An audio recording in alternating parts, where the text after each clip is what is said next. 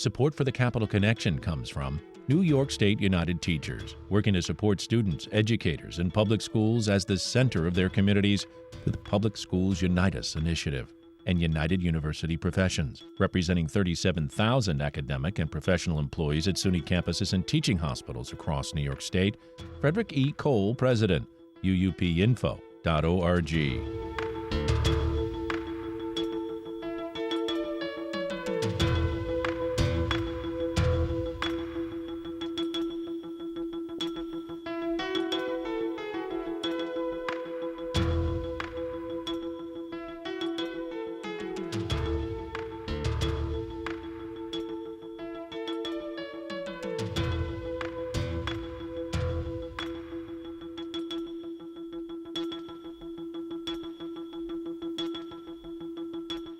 It's the Capital Connection. Hi, I'm David Guistina, back with us. This week is Republican New York State Assembly Minority Leader Will Barclay. Leader Barclay, so great to have you on the program. Welcome back. Thanks for having me on. I want to start with a congratulations. I see you got an award from the New York Farm Bureau. You've got the Circle of Friends Award. Obviously, farms are very important to New York, and they have seen troubles. Many family farms have been lost, and it's very hard to be a small farmer in the state. So congratulations on your award. What can you tell us? Well, thank you very much. I've been honored to get the Circle of Friends Award for every year I've been in the Assembly. I come from a rural district, a lot of agriculture in the area that I represent, and you're exactly right. Small family farms are struggling, and we've done nothing, unfortunately, in Albany to help these farms. Even the agriculture that's still surviving now has gone bigger and bigger, and it's kind of crowded out the small farms. And it's tough. It's a struggle. And, we passed the Farm Labor Act a few years ago, and that put additional expense on it. We have a lot of regulations of how you can operate your farm that puts a lot of pressure on them. And I think a lot of them just said, enough's enough. We don't want to do this anymore. And, farming at one time was the largest business in New York State. I don't know if it still is. But even if it wasn't just for the economic impact of the farms, I think the culture and the history, it's kind of in some of our blood. I think it's tragic to lose that for that reason, too. So what can we do, Minority Leader Will Barclay? What can we do for these small farms? Is there any legislation out there? What plans are there to help them? Sure. Well, just take dairy farms. One very easy thing we could do is put whole milk back into schools. It got outlawed because they thought the fat content was unhealthy for kids. That's turned out not to be accurate at all. There's an easy one. Let's sell whole milk back in schools. But ultimately, it's a lot of stuff we could do on the state that we could do for business generally. We overregulate, we overtax all businesses in New York State. And for them, where the margins are so thin, it's very difficult for them to survive. It seems like it. I don't know if this is true or not. You can maybe fill me in if you know. But that this terrible rollout that we're hearing about when it came to the cannabis industry also was a detriment to some of the farmers who had grown crops and then were, forced to leave them in warehouses because the industry was tied up in lawsuits and they didn't have markets for their product. They finally allowed them at farmers markets, but, farmers who can't maybe get as much for their traditional crops might have this as an option. It seems like it might not have been thought through enough in regard to the farmers. You think that might be the most accurate statement, not thought through enough. With this whole cannabis rollout, putting aside the terrible tragedy. Yeah, these people invested their life savings to try to take advantage of this new market, supposedly, and the state regulators have just dropped the ball left and right. Now we have, unfortunately, as you know, a huge black market that's grown up around this, and they don't seem to want to crack down on these illegal stores, too. But it seems like everything regarding this program has been one disaster after another, and I was pleased the governor looks like she's going to get a inspector general or someone in there to investigate what's going on. Hopefully that will lead to some leadership changes and get this point in the right direction. She should have done this a long time ago, but at least she's now recognizing, and I support in those efforts to try to get this program cleaned up. Yeah, I don't know how you can have a functioning legal market when it's still cheaper to buy it on the black market. And I think that was even policy. I think someone from the cannabis management agency even said that they want to do that because they're trying to encourage more cannabis use in New York State, so that's why they didn't want to crack down on the illegal stores. It seems sort of crazy to me, but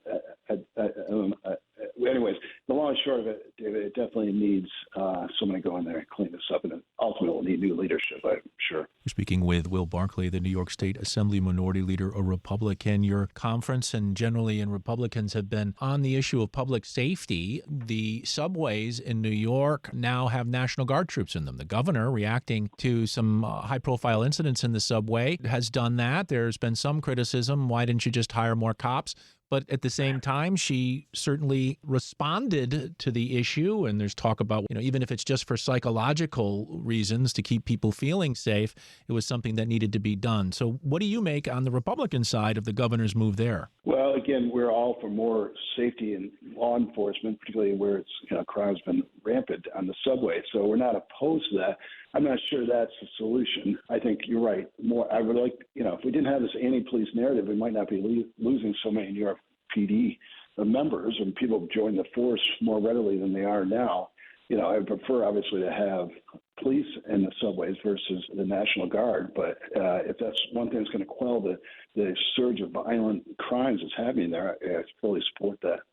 Yeah. Well, and an interesting opinion letter I saw today from a New York City resident, I believe it was in the New York Times, was talking about how there's another problem in the subways, and that's access for people with disabilities and children, that there aren't enough elevators, escalators, and other things for the elderly, people who are disabled, and for children. And she cites her child who had a broken limb trying to navigate the subway system just to get to the doctor.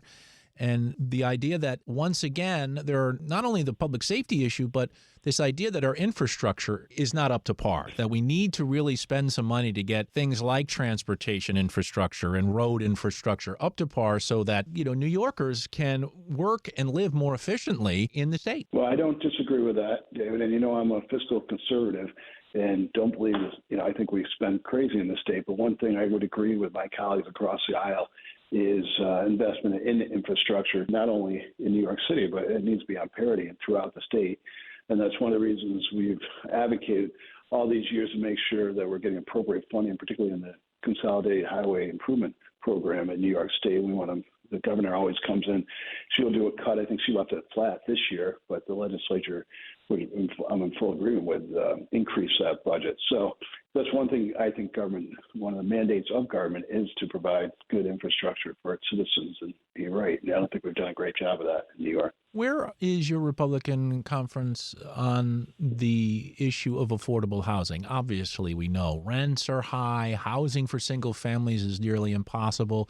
I heard a marketplace report this morning saying that a lot of new apartment buildings are coming up and online in the next year. It might alleviate some problems in certain parts of the country. But certainly we know in New York there's an affordable housing crunch. Where are you guys on all this? So let me say this. Again, I can compliment Democrats, even though I'm a Republican. I do appreciate the governor raising the issue of housing in New York State, because I do think it is a problem, and I do think people are having trouble finding affordable housing. And again, this is not just a New York City issue. I'm from central New York. I know rents in the Syracuse area have been skyrocketing.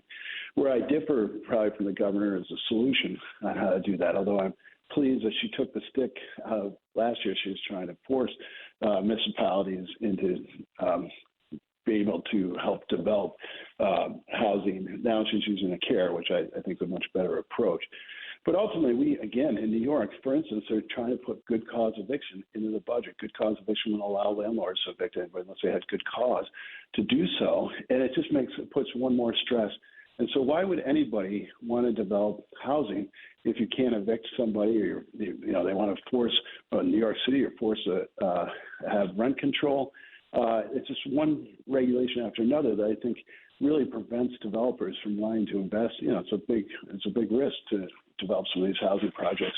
And why would you want to do it if you ultimately don't have, control of your own business like that? So I think I appreciate the government raising the issue. I look forward to continuing to work with her on this issue. But until we kind of get some of these big policy issues and not keep tilting the balance more towards this tenant away from the landlord, I think you'll continue to have problems with people wanting to develop private housing in New York. Will Barclay, New York State Assembly Minority Leader. What is another big issue you're focused on? This is the budget wrangling season. We're in the high season now, just a week before April 1st deadline rolls around. What are you focused on right now? Well, the budget is. That's what we're focused on. We got one more week to try to get this done. Unfortunately, my colleagues we had a revenue agreement by all the conferences that we had 1.3 billion more in revenue that we could spend. So that was good news. Both majorities came in with their overall budgets at 246 billion. David, 246 billion. That's 14 billion over what the governor was proposing. And we just can't keep. These are great. Everybody like there's things in there I love, but ultimately we just cannot continue this trajectory of spend.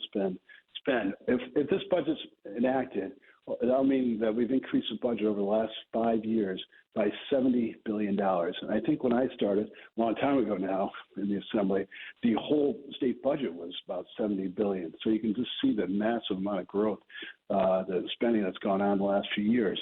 And unfortunately, it's got to be paid for, and it's going to be paid for by New York, taxpayers. And already we hear people leaving the state because they can't afford to live here.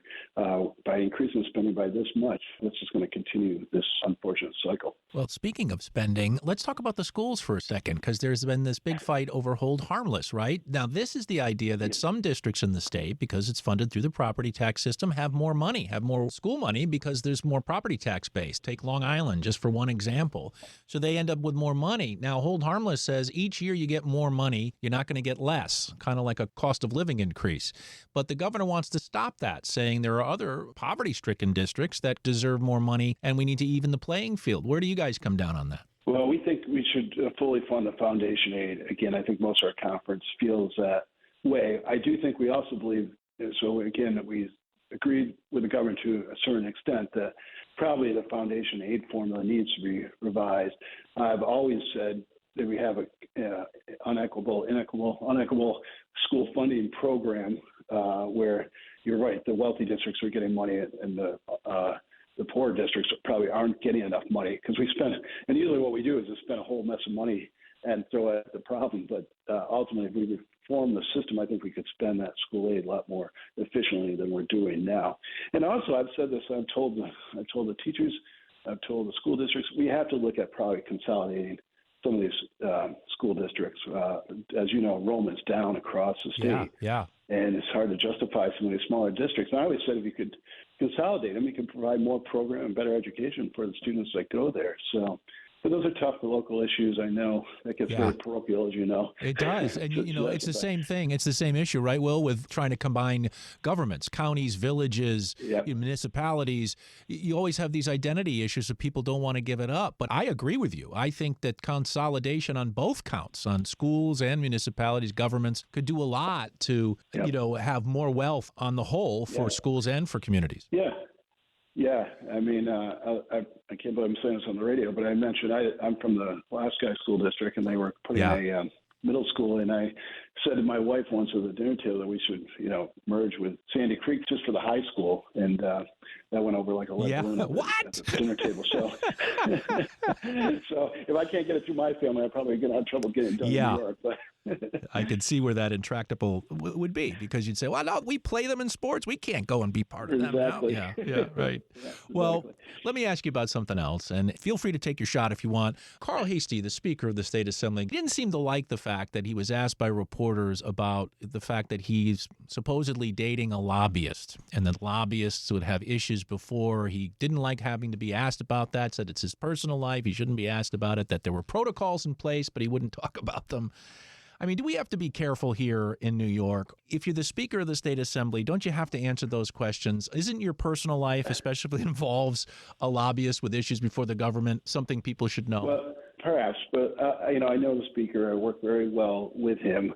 I found everything I've dealt with him, I've found to be above board and very, when he tells me something, he stands behind it. It's truthful. So I have no reason to think, there's some problem here. But maybe you're right on the larger part that, if something like this, there's a potential conflict there, maybe it should be disclosed. But I have no reason to think. Again, I understand we all do have personal lives, and it's not fun to have your personal life bleed into your public life. So I'm sympathetic with him in that regard. Oh, absolutely, absolutely. We can be pains in the butt, us journalists, but if you're elected, keep us accountable. If you're elected by the people, some questions are going to be asked of you, and That's kind of just the way it goes. Now let's turn to Rightfully so, by the way. yeah. Bill Barclay, let's turn to child care. This is a big deal. I mean, the thing that happens in society, in our state, in most states and in the world, is that children suffer the most. They're the ones that end up poverty-stricken, starving, abused, and everything else. And I know that the Assembly minority has proposed child care investment to increase access and improve affordability. Tell us a little bit about your plan and whether we're going to see any more of this in the budget. I hope so. And there were some proposals in the one House Assembly that are very similar to what we propose. And mostly ours are tax credits to help families. New York has, I think, the sixth highest child care costs in the nation. I forget what the average is, but it's really expensive, $10,000, $12,000. Maybe it was $15,000 on average a year. And we're hearing from our constituents that they can't afford this, and it's really handcuffing, obviously, families with young children because they can't get out of the house to work, be productive members of society. They're stuck providing child care. And so this is the idea. We found our idea of providing tax credits, we think, is the most efficient way to provide some sort of relief in that manner. I think sometimes the majority likes to do straight subsidies to the agencies that provide we'd like the tax credits so that people get the benefit directly to the family. Well, obviously, the issue of migrants is continuing. We need to have something done on the federal level. I think most people agree with that. But the state obviously has to deal with it while migrants, are in New York. And the governor has offered both welcoming talk and lately tough talk on especially migrants who, at least one I know of, that had been involved in a crime. And, this is a really difficult issue when the federal government really has to move in order to make the rest of the nation act accordingly. Where are you guys on migrants? I know you have a plan. You guys have put out a 4-point, 5-point, 6-point plan. What are you thinking? Well, first of all, I don't think we ought to be spending $2.4 billion in the budget on the migrant crisis. I think if I was the governor, I've told her this, she should be down in Washington every day, knocking on the White House's door, requesting funding to help deal with this crisis that you're right, it's of the Biden administration's doing. And she's a Democrat, he's a Democrat, you ought to listen to her. But one thing we can do very easily, part of one of our plans, where we just introduced Laken Law, which essentially would take away the sanctuary state that New York became when Governor Cuomo, I think in 2017, signed an executive order that didn't allow New York law enforcement to cooperate with ICE, the Immigration and Customs Enforcement Agency of the federal government, and why we don't want our law enforcement to cooperate with another. Their whole purpose is protecting New Yorkers. It seems odd to me that we don't want them to cooperate with the federal law enforcement when it comes to migrants. It just seems strange to me that well, I understand why, but so any long and short of it, that's something we could do right away. The government could do that right away. In the very least, we wouldn't be housing dangerous criminals who are migrants. Not everyone is on that, in the city, but long and short of it, that seems to me a very easy first step that we could take to help combat this problem. And you're right to suggest that it's not everybody. I mean, we did a piece here at WAMC on the migrants who are here in Albany setting up businesses, restaurants, working together to find connections for help with everything from groceries and food from their own countries to doctors and everything else, and help with language. So there are so many people that are here that are trying to do the right thing. And I think we need to keep our eyes on that as well. I very much appreciate that. And again, it goes back to show the failure of the federal government. And by the way, you could say it's bipartisan failure on this, but sure. I think most people would be supportive of legal immigration. I certainly am, but it needs to be legal immigration, and we can't keep putting policies in place that encourage people to come in illegally. There's no consequences for doing that, and that's just encouraging more and putting more burden on the system. We ought to be doing it legally, who's in here, and I think most people would agree legal immigration is okay, but this illegal immigration has been obviously a big problem here in New York State. Let's turn to this latest story, which is that women in New York can now buy birth control without a prescription. Governor Hochul signed a measure this week that will allow all pharmacies in New York to dispense birth control medications to anyone who wants them. Your thoughts on that? Obviously, we had a major Supreme Court ruling that shut down Roe v. Wade that has created a kerfuffle, we'll say, amongst women and many men in this country, and it is a salient issue for many when they vote. What's your thought on this? Well, I think the Democrats will certainly try to use this as a political issue. I'm pro-life, but like most Americans, I take more of a middle ground approach to this, not an extreme. I think there are extremes on both sides of the issue. But the one thing I would say in New York State, I wouldn't be concerned that at any time soon, regarding what happens politically, that the right to abortion will continue to be legal in New York State. I don't see that changing. So the Democrats might try to argue that the Republicans are trying to take that right away, but ultimately it's not going to happen in New York State. Certainly not in New York, but I agree with you on that, by the way. But the idea that, you're going to have these states that are sort of sanctuaries for abortion, and we're already seeing women, making the trek. So you've got that issue as well. But don't you think it ought to be up to the voters? That's what I even though the Supreme Court ruling really caused a lot of grief and had a kind of political impact, really, though, in my mind, an issue like abortion ought to be decided by the voters, and the voters are speaking. In some states, they are putting those rules in place. Other states, I'm surprised they're putting, amendments to ban abortion have gone down in flames. So I think that's what democracy is all about, and an issue like abortion really should be left, in my mind, to the voters. It seems like that issue. So other than the political impact of the Supreme Court decision, I thought from a legal perspective, it's pretty well reasoned. We're speaking with Will Barkley. He's the New York State Assembly Minority Leader. How often do you communicate with Robert Ord in the Senate? We talk quite a bit. Yeah, we have a good partnership. So I don't know if it's daily, but close to that when we're in session. And do you strategize and plan what's going to go in each house so you have an idea what each other's doing? Yeah, we do. And the reason being, it's hard to get your voice heard in Albany. It's hard when you're in the minority to get your voice heard in Albany. So we've found if we can work together, that amplifies our voice, and we're able to push public policy in the direction that we want to, and we can do it more effectively working together versus going off on two separate tracks. And not everything. I mean, we agree on most things, not everything, and that's fine too. It is tough. Being in the minority, you need to focus on things like being on the media, like on this program, obviously, to get the message out. But on top of all that, this year, we're in a presidential election year. It's really tough to get a lot done and cooperation in an election year, isn't it? Well, yeah, this year will be interesting. I mean, well, for us, it's not hard to work. It's a question of how well we can work with the Dems and what they do on this budget. And, I think the high spending in this budget does show that it's an election year, and they're trying to make everybody happy on that. But ultimately, New Yorkers are going to come out the loser. The one problem with this budget, by spending all this money, I mean, we had a lot of federal funding coming in over the last few years. That has dried up. And then we had a lucky year this year. We just had more revenue come in. But that's not going to last forever, David. And so we may get through this year, but with these high spending amounts, I mean, we're never going to be able to handle it in a year or two, and there are going to be cuts or there's going to be substantial tax increases, which wouldn't be good for anybody in New York. Are you worried about cynicism? I mean, so many people are negative on politics, and I'll tell you, so many people just don't pay attention. Only 2% of the population even listens to, let's say, public broadcasting, which discusses more serious issues like this. But we can't have a society if people don't trust its institutions. And between you and me, politics and the media, we're lower than a hound's belly. I hate to tell you, outside of politics, I'm a lawyer, so I get crushed everywhere I go. Wow, 3 strikes. Yeah, 3 strikes, exactly.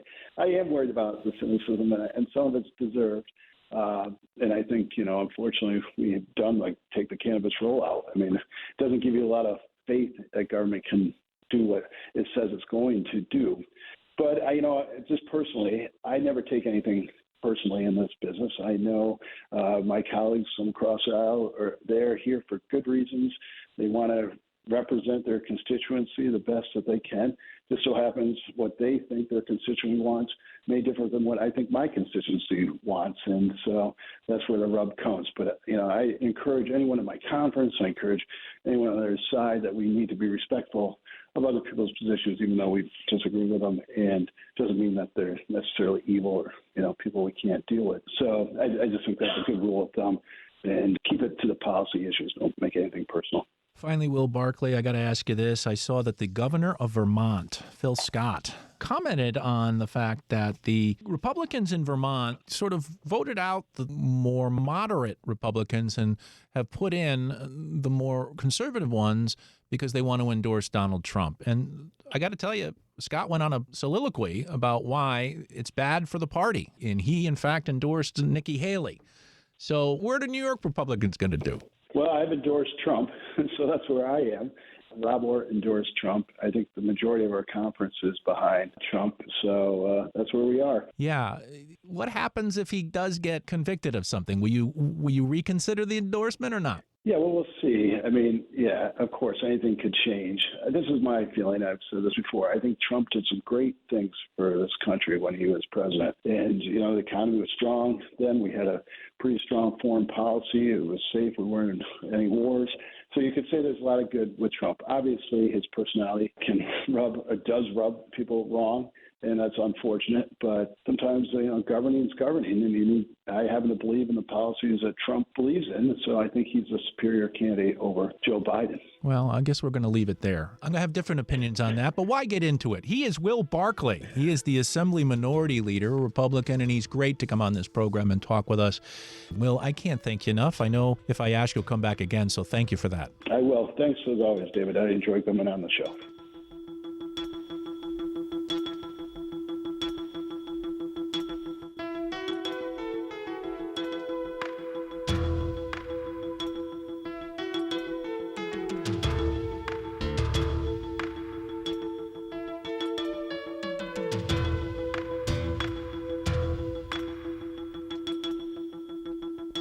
The Capital Connection is a production of WAMC Northeast Public Radio. You can listen to The Capital Connection anytime at WAMCpodcast.org or anywhere you get your podcast. And join us again next week at this same time for another political conversation.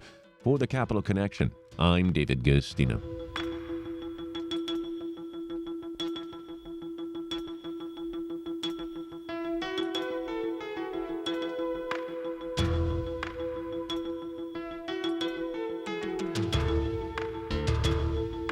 Support for the Capital Connection comes from New York State United Teachers, working to support students, educators, and public schools as the center of their communities through the Public Schools Unite Us initiative.